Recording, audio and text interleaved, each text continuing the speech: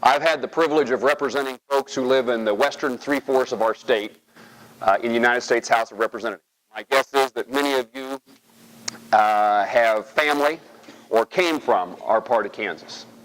And I'm very honored to be a member of the House of Representatives and been given the chance to try to make a difference in our nation's capital. I think that the number one responsibility of the federal government is to defend our country, including its borders. But I think a responsibility that we have that's very close in that regard is to make sure that freedom and liberty is passed on from one generation of Americans to the next. And we are...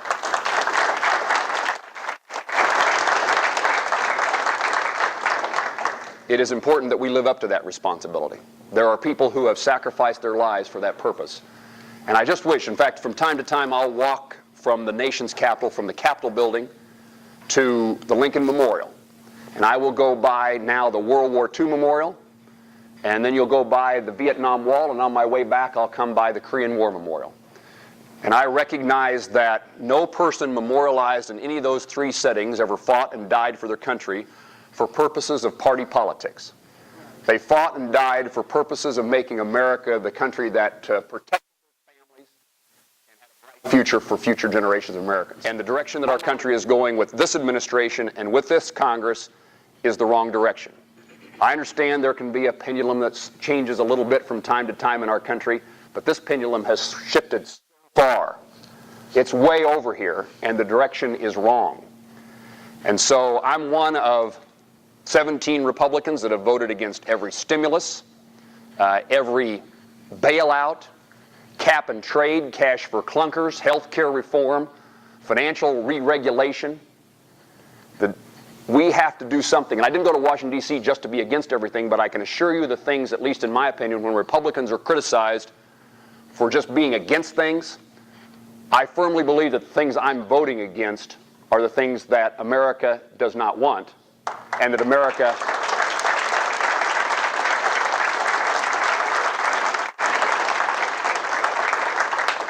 and that if we... I'm surprised, in fact, how little that our elected officials listen to the American people. One of the decisions, in fact, I thought when Scott Brown was elected in Massachusetts that there was a message sent to Washington, D.C. If a Democrat couldn't get elected in Massachusetts, surely there was a message to the rest of America. But I watched Speaker Pelosi turn Democrats who I thought would have the sense to vote no into voting yes. And that's a problem with Washington, D.C. There is this culture in which we have to they pay attention to the Republican leader or the Democrat leader. My bosses are not the Republican leadership. They're certainly not the Democrat leadership. They are the people of my state. They are the ones who have hired me and put me in office, pay my salary, and my loyalty is to them. And so while there's games played in Washington, D.C., we made the choice as a family, in part because when I was elected to Congress, our daughters were 6 and 8, and we didn't want to raise them in the nation's capital, in Washington, D.C. or Virginia. We wanted them to experience life in our state, wanted them to grow up the way I grew up. But it didn't take very many weeks of being in our nation's capital to recognize that Washington, D.C. is a place that even with the best of intentions, it can corrupt people to think differently than they should. And while I'm a supporter of term limits, I believe they would make a significant difference in the way that our Congress works, I think one of the greater threats is that most members of Congress, when they're done being a member of Congress, do they ever come home? No. They become lobbyists in Washington, D.C., and I guess there's nothing wrong earning your living, I suppose, in that fashion, but you spend, if you know what you're going to do when you're done being an elected official, and that's to be a lobbyist, your whole focus changes. It's different. You have to make certain you don't offend anybody, because the special interest is going to hire you, and the Republican or Democrat leader in your colleagues are going to try to influence. There's a perspective, I think, that you lose. So we made the choice to return to Kansas every week. I was explaining to this lady on the front row that I drive from Hayes to KCI every Monday and drive home every Friday. It would be nice to live closer to an airport. We're halfway between Kansas City and Denver. But it allows me to have conversations in the grocery store and the post office and church on Sunday in which people tap me on the shoulder and they say, the Kansans have been nice to me. I don't remember anybody calling me an idiot to my face, but the conversation is often about, what in the world are you idiots in Washington doing? It's a nicer way of delivering the same message, and I think it makes me a different member of Congress than many of my colleagues. And so when I go to teachers, when we went to teachers' conferences, our kids are now in college here in Kansas. I won't mention the university that they go to, it's not mine. When we went to teachers' conferences, we were talking to Kansas teachers. We were sitting next to Kansas parents. And so when things like No Child Left Behind came along, it's clear to me that it's the wrong direction, the wrong bill. It's amazing to me that Republicans in 1994 with the Contract for America said, we need to get rid of the Department of Education. 6 years later, Republican majorities decide to pass No Child Left Behind and give the Department of Education more authority over our curriculum, our tests and assessments, and ultimately how we run our schools. It's one of those things that I voted against. Even though it was a Republican idea, it was a bad idea. And unfortunately, Republicans spent too much money, borrowed too much money, and grew government in ways that we couldn't afford. And if we are fortunate enough to be the majority party, again in this country, we'd better govern differently than we did when we were there once before.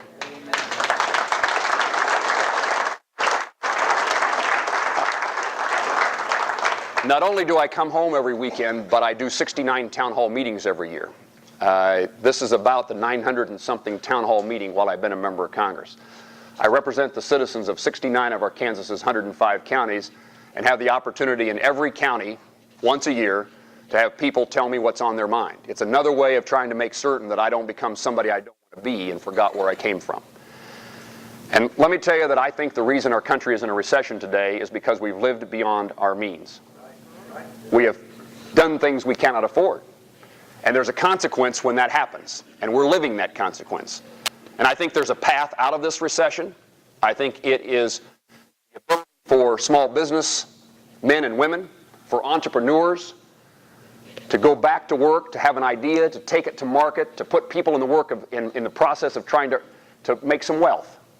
And we need to make certain that our tax code and our rules and regulations and the uncertainty that Washington, D.C. keeps creating is behind us, not ahead of us.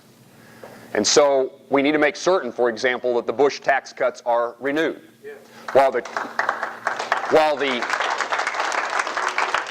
While the president likes to talk about how we have an improving economy, yeah, right.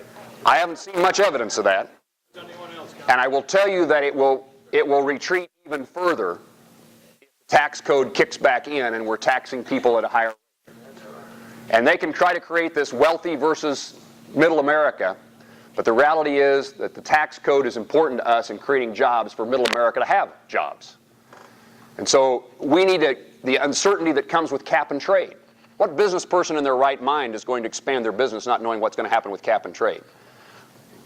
I think it's one of the most damaging pieces of legislation ever to pass the House of Representatives.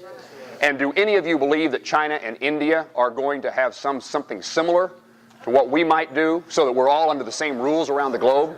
No, it isn't going to happen, and so we're going to see more jobs exit the United States. And now we have financial re-regulation, causing our bankers to not know what the rules are, not knowing whether the next examination is going to show something that they've done wrong, waiting on the bureaucracy to tell them how to run their banks. And in the meantime, we lose access to credit for small business and farmers and ranchers across our state. Healthcare reform. Anybody more interested in expanding a business because we now know that we have healthcare reform? In fact, I sat at a Rotary Club in a community not far from here not too long ago, and the lady said, I own a health information business. We're in technology, but we just farmed out a lot of our work to India because we want to keep our employee threshold below 50 so that healthcare reform doesn't hurt our company. And so you have on one hand a federal government, a president who's saying we need healthcare reform and we need to create jobs, and yet healthcare reform is an example of how we take jobs away, not create them. It's not government that can create jobs. It's the American people. It's the free market system. So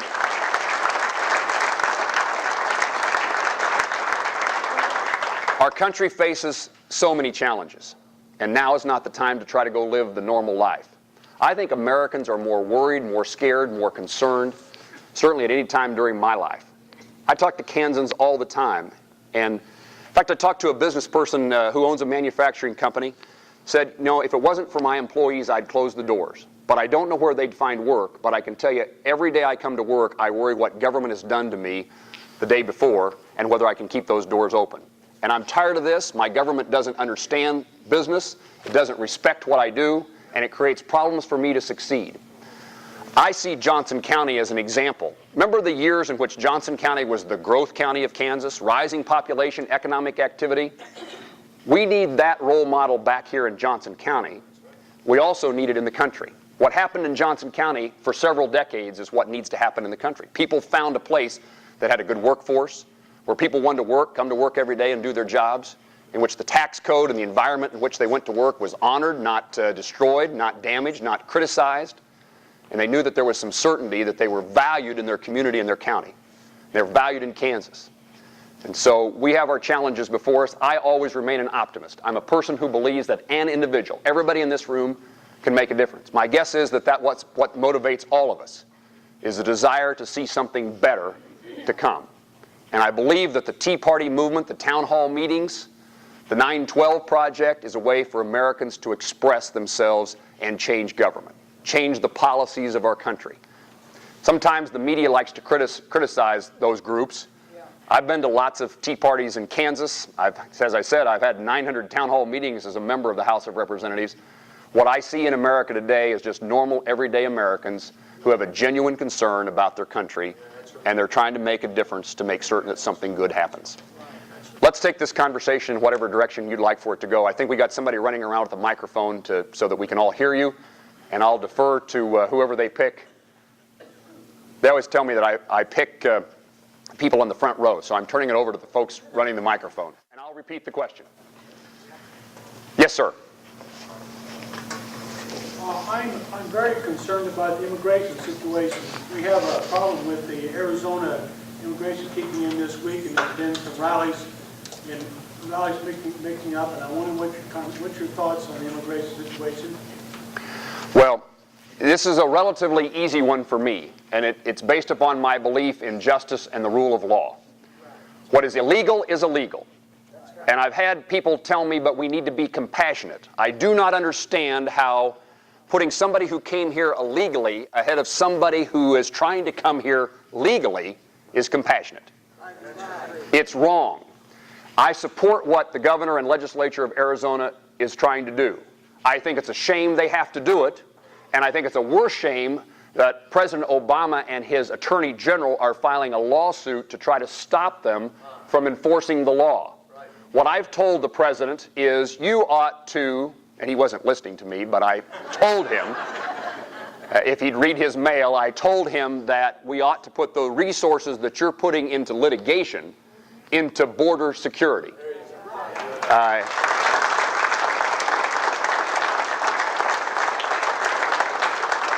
I am opposed to amnesty. I'm opposed to benefits for those, whether it's welfare, education, health care, for people who came here illegally. And it's particularly a problem when our borders are so porous that people can come and go at will. If we provide benefits to people, all it means is that more people will come.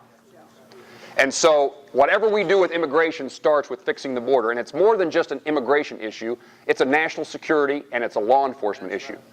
I spent a good part of a day with the police chief of Kansas City, Kansas, in Wyandotte County. That's a bit of an eye-opening experience for a kid from Plainville, Kansas.